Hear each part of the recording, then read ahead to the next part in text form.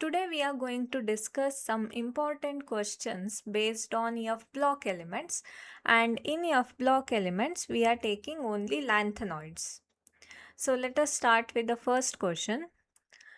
Which of the following statements accurately describes the trend in radii across the lanthanoid series? So, across the series in periodic table, if you take the variation of radii, the radii will decrease, right? So, across the period, that means while moving from left to right, radius will decrease, right? And, in lanthanoids, that is, or if in general, if you take F block elements, these F orbitals or F electrons being poor shielders, these are poor shielders. So what happens is that decrease in radius is more, right? That means there is a regular gradual decrease, and when you move up to those 14 elements, the observed decrease will be large, right? So here, but when you observe the values, see, whenever you study these D block or F block elements, you have to look at the table of values given. Okay, so you will get an idea. So if you look at the values in atomic radii, normal ion, normal atom, when you take any lanthanide atom, so normal atomic radii, if you observe, you will not have a regular decrease there. So there is a lot of variation. But if you take 3 plus ion, okay, Ln3 plus, or you can say M3 plus ion of these lanthanides, then you will observe a regular decrease. Okay, you can observe that from the values. So here the decrease in atomic radii is not quite regular. Atomic radii is not, whereas the decrease in ionic radii of M3 plus, that is regular. Okay. Next one.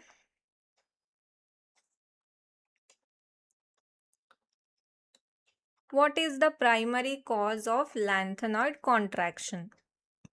So here already we discussed about the shielding effect, right? So in lanthanoids, you have 4f electrons, so they are poor shielders, correct?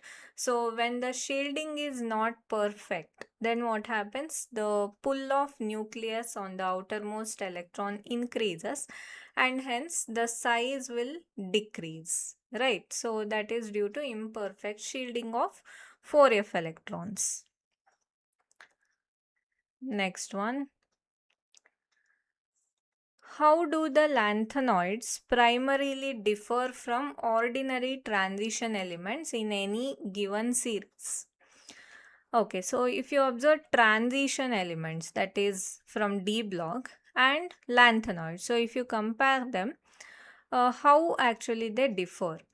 See, first one, if you see, lanthanoids resemble one another more closely and possess only one stable oxidation state. So this statement itself is correct. So here, as there is gradual decrease in radius, okay, and also F electrons being more poor shielders compared to D electrons, so you cannot have more difference in size between the lanthanoids, okay, that is two lanthanoid elements when you consider. So they resemble one another more closely when compared to transition elements, and possess only one stable oxidation state. They have +3 as a stable oxidation state, whereas in transition elements, there are variable oxidation states. For one particular element, you can observe 2 or more stable oxidation states, right? So this itself is the right answer here. Next. Why is lanthanum usually included in discussions of the lanthanoid series despite the series being defined as the elements following it? See, when you consider lanthanoids actually, so you have lanthanum, cerium, praseodymium like this, right? So this is the element with atomic number 57, which is a d block element. In this, you don't have f orbitals filled. The last electron doesn't go to f orbital. Here it goes to d orbital. This is a d block element. After this, you will get 14 elements which are actually f block and they are lanthanoids. Okay.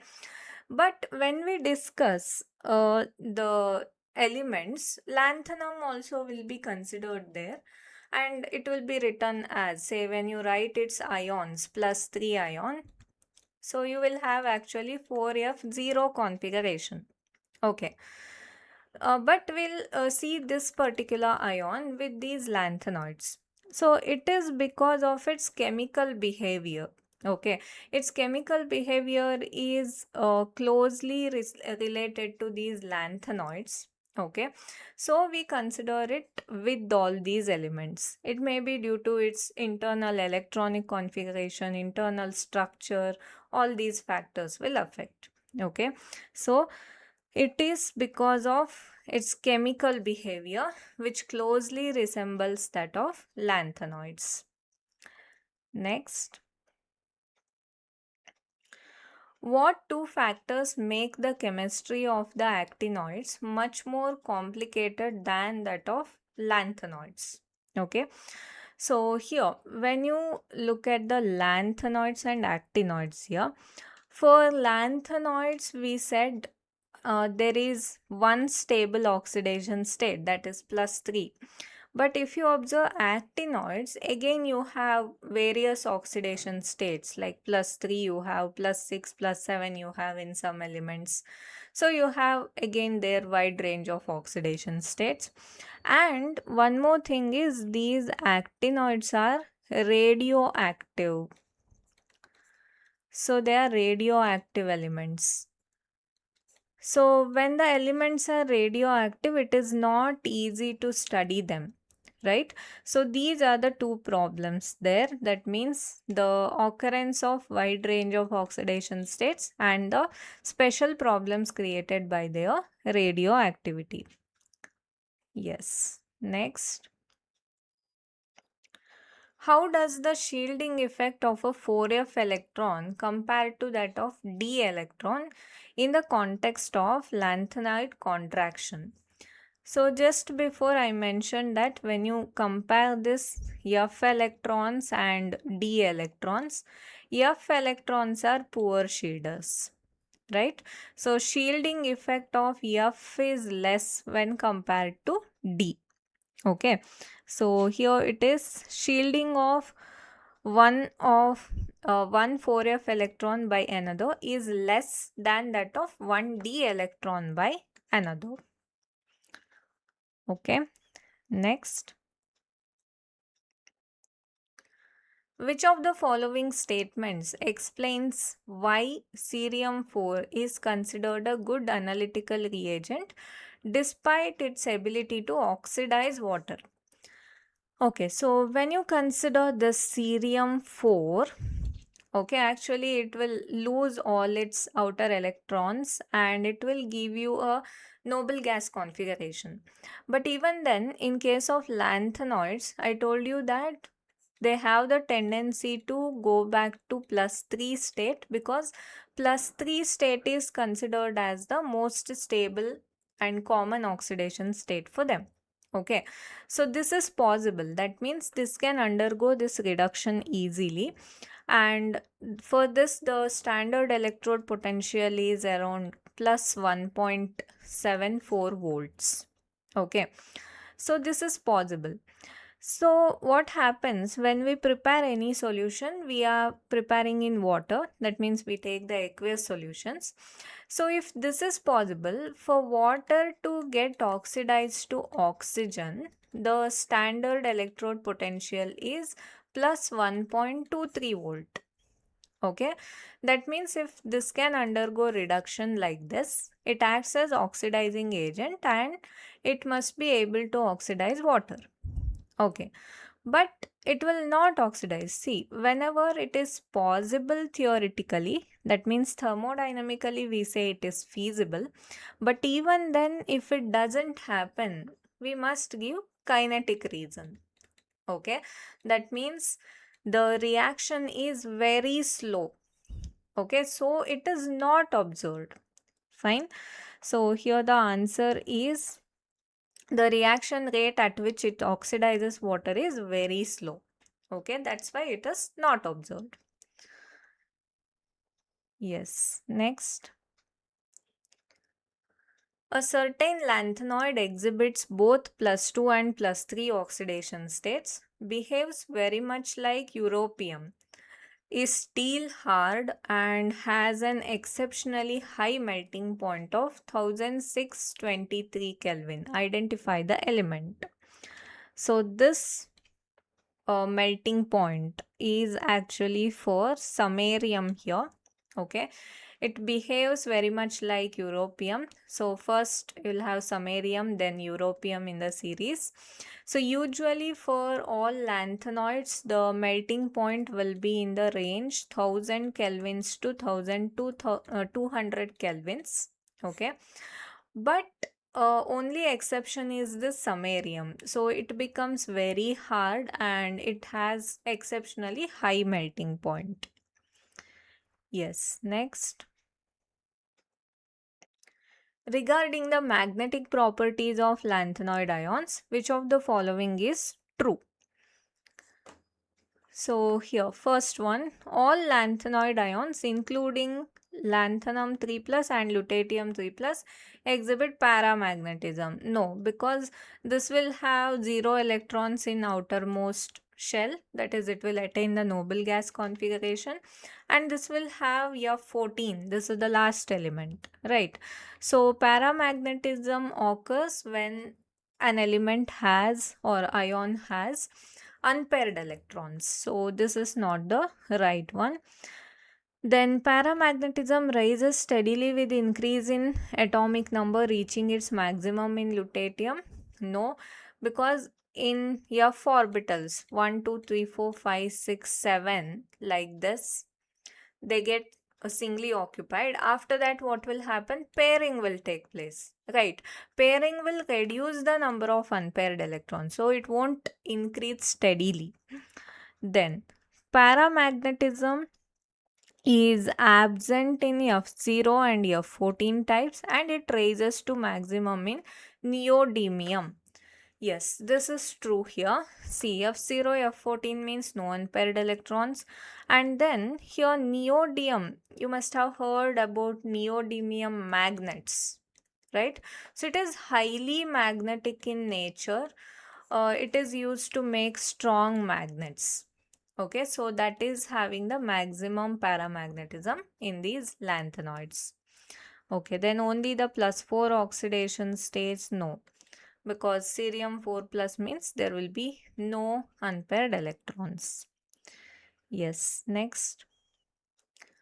How does the general chemical reactivity of the lanthanoids change as the atomic number increases across the series? So here when you observe the series, initial members will be highly reactive, and later as the pairing of electrons takes place, the reactivity will decrease. Okay, so they transition from being inert to reactive? No. Remains entirely uniform? No. The earlier members are quite reactive, similar to calcium, yes. But later members behave more like aluminium. Okay, because aluminium will have that passive oxide film, right? So that will reduce its reactivity. Similar thing will happen here. Next, the earlier members resemble aluminium? No. Okay, next. Why do the ions europium 2 plus and ytterbium 2 plus act as reducing agents or reductants? Okay, so reducing agents means they need to undergo oxidation, right? That means they are in +2 state. they have to go to +3 state, which is the most common and stable oxidation state for lanthanoids. Okay. So here europium 2 plus and ytterbium 2 plus, when you consider, they have F7 and F14 configurations actually. Okay, but I told you that all the lanthanoids will go to this +3. Okay, in whichever the oxidation state they are, ultimately they want to go to +3 so they can act as reducing agents. So here they have stable F7 and F14 configurations respectively, but easily lose one more electron to revert to the common +3 state. Yes. Next. Which of the following elements breaks the general trend of standard electrode potentials for lanthanoid series? So here, when you observe the standard electrode potential values for lanthanoids, so that will usually range between -2.2 volt to -2.4 volt. Okay, so usually it will be between these values, but only for one element, that is europium, it is -2 volts. Okay, so that's a different value, not coming in this range, so that has a difference. Yes, so these are the questions for today. If you want to stay updated, subscribe, tap the bell, and please drop a like. Thank you so much.